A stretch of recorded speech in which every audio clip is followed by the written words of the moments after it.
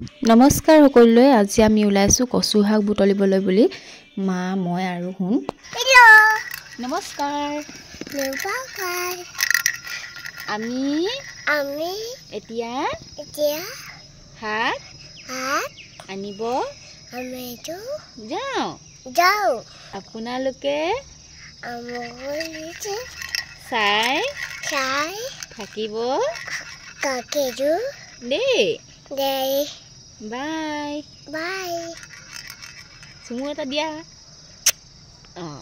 এইফালে মা মই আৰু ননদ তিনিওটা ওলাইছো কচু শাক বুটলিবৰ কাৰণে।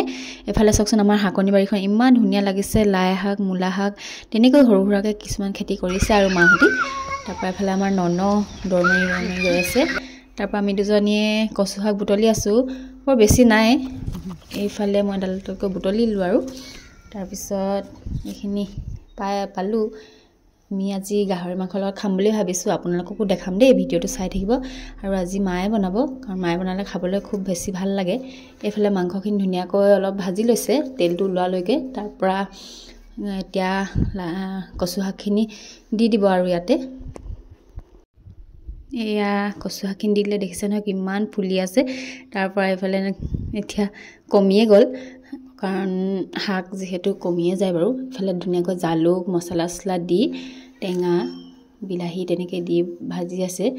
তাৰপৰা হৈ গ'ল আৰু এতিয়া কালাৰটো বহুত ধুনীয়া হৈছে। আৰু আপোনালোকে বনাই খাই চাবচোন যদি খাই নাই পোৱা। আৰু এইফালে মই বনাইছিলোঁ গাহৰি ড্ৰাই। এয়া তাৰপৰা আজিলৈ ইমানে আছিলে ভিডিঅ'টো। বাই।